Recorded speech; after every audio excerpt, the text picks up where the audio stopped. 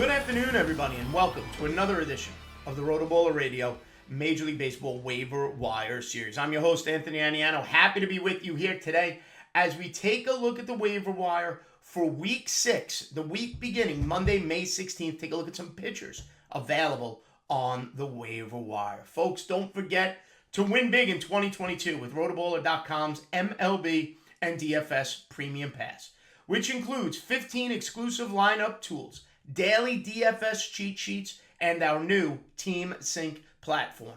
Use RotoBaller's exclusive hitter projections, pitching planners, DFS value plays, research stations, lineup optimizer, and more to help you win big.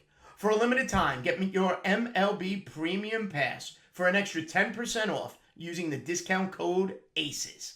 Visit rotoballer.com, sign up today, and start rotoballing like a boss. All right, everybody. Hopefully you already checked out the Week 6 hitter video.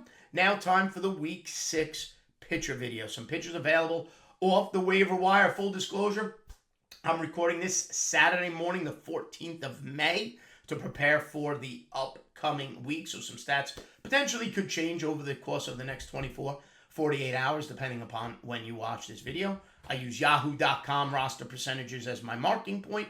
Try to keep it at or about 40% or less roster percentages. And I've got a couple of starters, a couple of relievers for you to be mindful of. We'll start with the starting pitchers. Minnesota Twins, Josh Winder, okay? Hit hard a bit in his last at-bat against the Houston Astros. Caused some numbers to go up, and I do think caused his roster percentages to drop as he's down at about 37% on Yahoo. But I'm not ready to give up on the young pitcher when you consider his next start on May 17th is against the Oakland Athletics. That's a sign-me-up type of situation.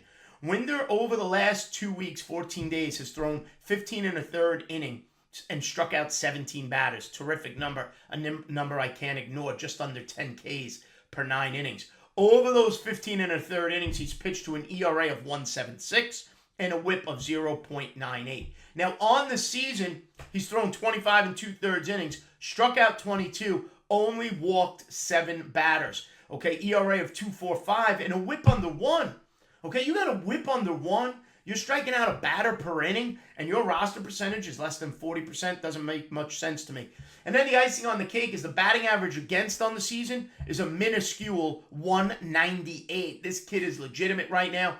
Everybody's going to have a bad outing. He had one against Houston, but sign me up for Josh Winder on May 17th against the Oakland A's. He is my priority starting pitching ad if available in leagues right now. Now, a couple of veterans out on the waiver wire who have been pitching better of late, I want to mention. Like guys like George Kirby, things like that, young kids, their rostership is high. It's over 50%. If they're available, obviously add them. Hit me up on Twitter and ask, or right here on the YouTube page. But nonetheless, a veteran who's pitched better of late is Nick Pivetta. I've been Pivetted. Okay, only 11% rostered, and his big picture season-long numbers are not good. On the season, the ERA is over 5. Batting average against is 256. On the season, though, he is striking out a batter per inning. He's got 33 strikeouts and 33 and 2/3 innings to only 14 walks. And I know his next matchup isn't great, May 18th against Houston. You saw what they did to Josh Winder. But I have to mention, over the last 14 days, his last 3 starts, 17 and a third innings, he is striking out 8.8 batters per 9. His ERA is significantly lower over those 17 and a third. It sits at 2.08.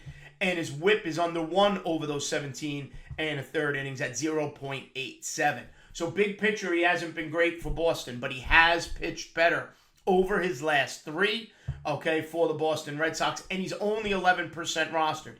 Maybe you want to add and sit against Houston this week. Understandable if you want to avoid that Houston offense.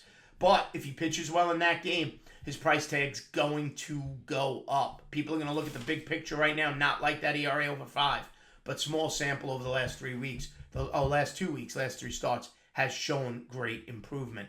Another veteran, and I hate to mention him because he's blocking one of my guys, but Jake Odorizzi, who right now has caused Christian Javier to be in a limbo, long relief, spot start situation, and I want Javier in that Houston rotation in the worst way on a regular basis. But the problem is Odorizzi right now is pitching well. All right, that's just the bottom line. Now, He is pitching Sunday, the 16th, tomorrow, right? So you may want to watch, see how Odorizzi does on the 16th against the Boston Red Sox. If he spins another good game, maybe you want to go in a little bit more. In leagues I'm in where waivers run Friday night into Saturday, Odorizzi was a priority ad.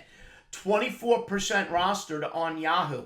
Over his last 11 and 2/3 innings, okay, he hasn't given up an earned run. His ERA is 0, and his whip is 0.69. Okay, 8 strikeouts over those 11 and 2/3 innings. And on the season now, 26 and 2/3 innings, 17 strikeouts, 11 walks. So the whip is a little bit higher at 1.24, but the ERA sits at 3.38. Tough to keep a guy in with an ERA under 3.5 on the waiver wire. Batting average against is very good at 229, and he plays for a winning team, so he should be able to pick up some wins. Not going deep into games, he's giving you basically 5 innings per, but nonetheless, those 5 innings per have been effective, giving you a chance to get a win with this Houston team. Odorizzi has been better than advertised, and he's only 24% rostered. If I rank these starting pitchers, Winder is by far the number 1, Pivetta number 2, and Odorizzi number 3. And the only reason Pivetta is higher than Odorizzi is Pivetta does give you a higher strikeout rate. If you're looking for relief pitchers, be mindful of the situation in Baltimore now. Jorge Lopez last week on May 8th blew a save. Since then, the last 2 save opportunities in Baltimore have gone to Felix Bautista. Okay? He's only 3% rostered. 3. Yet, in 14 innings pitched, he's got 16 strikeouts to only 5 walks. It's about 10.3 Ks per 9 innings. His ERA is under 2. It sits at 1.93. His whip sits at 1.07. He's got those 2 saves. There is only 2 saves on the season. And his batting average against sits at 208. Over the last week, since we spoke last, though, he's gotten both save opportunities for the Baltimore Orioles. And he's, like I said, 3% rosters. He's been dominant out of the bullpen for Baltimore. They're giving him high leverage situations. He's striking out batters, not walking many. And if you can pick up a few saves out of the Baltimore closer, then go for it.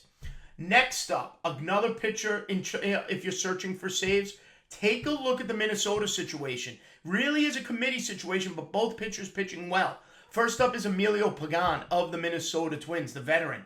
28% rostered. He's got 4 saves now on the season in 9 and 2/3 innings.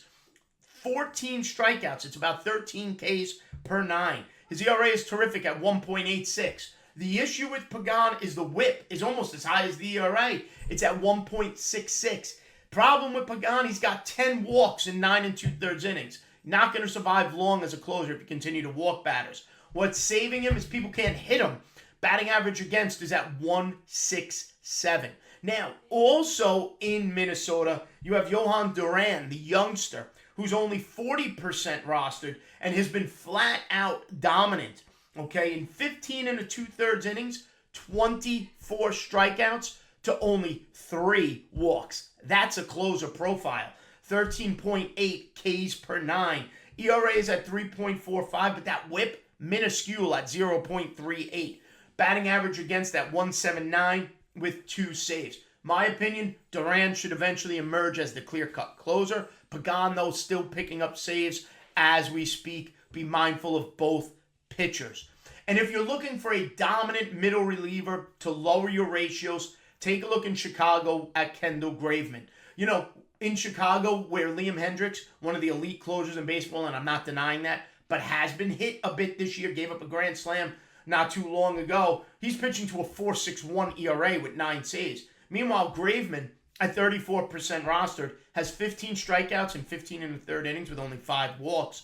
ERA of 1.76 and a whip of 1.17, and does pick up the occasional save. He's got 2 now on the season when Hendricks is not available. Graveman, terrific in a daily lineup where you could just leave him in. I use him all the time on a Fangraphs Otnu League where I just leave him in my lineup every day. I have both Hendricks and he, so I'm getting the saves from the White Sox as well as Graveman lowering my ratios. Now, if I need a closer, I'm actually going to go Duran 1. I'm going to go Bautista 2 in Baltimore. Pagan 3, just because I don't like that walk rate. That scares me with Pagan. Graveman is the dominant middle reliever to add. All right, everybody. Give me a follow on Twitter at @Aniano Fantasy. Make sure you like and subscribe right here to the RotoBaller YouTube channel. Get the RotoBaller app on your phone for all the latest news and information coming out of rotoballer.com. Make sure you check out the hitter waiver wire video as well and sign up for that MLB Premium Pass. Use that promo code ACES and save yourself that extra 10%. All right, everybody, stay smart, stay safe. We'll see you next time here on the RotoBaller Waiver Wire series. Have a good one, folks.